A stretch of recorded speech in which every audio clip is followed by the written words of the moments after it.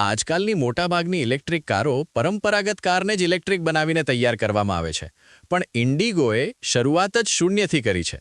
તેમણે વિચાર્યું, જો અમને ફક્ત રાઇડ હેલિંગ માટે કાર બનાવવી હોય તો એ કેવી હોવી જોઈએ.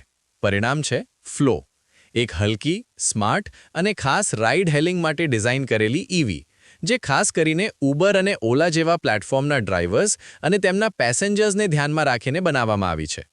આ કારની સૌથી મોટી ખાસિયત છે તેની સ્માર્ટ વ્હીલ્સ ટેકનોલોજી.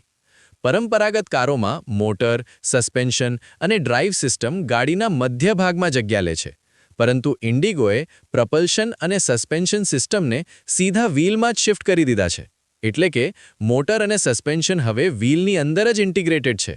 એનો ફાયદો શું થયો? ગાડી હલકી બની, અંદરની જગ્યા વધી ગઈ અને એનર્જી કાર્યક્ષમતા પણ વધુ સારી થઈ ગઈ. ફ્લો રાઇડમાં 40 કિલોવોટ આવરની બેટરી આપવામાં આવી છે, જે લગભગ 200 માઇલ એટલે કે અંદાજે 320 કિલોમીટર સુધીની રેન્જ આપે છે. રાઇડ હેલ ડ્રાઈવર્સ માટે આ બહુ મોટી વાત છે, કારણ કે વધુ રેન્જનો અર્થ છે ઓછા ચાર્જિંગ બ્રેક અને વધુ કમાણીનો સમય. આ સાથે તે લેવલ 2 ચાર્જિંગ સપોર્ટ કરે છે, જે ગ્રીડ ફ્રેન્ડલી છે અને ઝડપી ચાર્જિંગની સુવિધા આપે છે. આથી રેન્જ એન્ઝાઇટી ઘણી હદ સુધી ઘટી જાય છે. હવે વાત કરીએ ઓપરેટિંગ ખર્ચની.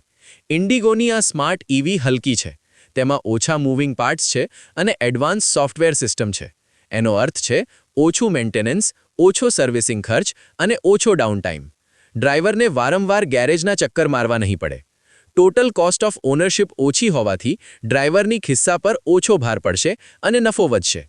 પેસેન્જર્સ માટે પણ આ ગાડી એક નવો અનુભવ આપે છે. તેની વેટ ક્લાસની બીજી ગાડીઓની સરખામણીએ અંદર લગભગ 30% વધુ કેબિન સ્પેસ મળે છે. ફ્લેટ અને પહોળું ફ્લોર, વધુ લેગરૂમ અને ઓપન ડિઝાઇન તેને વધુ આરામદાયક બનાવે છે. તેમાં ખાસ નીલિંગ ફીચર પણ છે, જેના કારણે ગાડી નીચે ઝૂકી જાય છે અને વ્હીલચેર અથવા મોબિલિટી ડિવાઇસ વાપરતા મુસાફરો માટે ચઢવું ઉતરવું સરળ બને છે.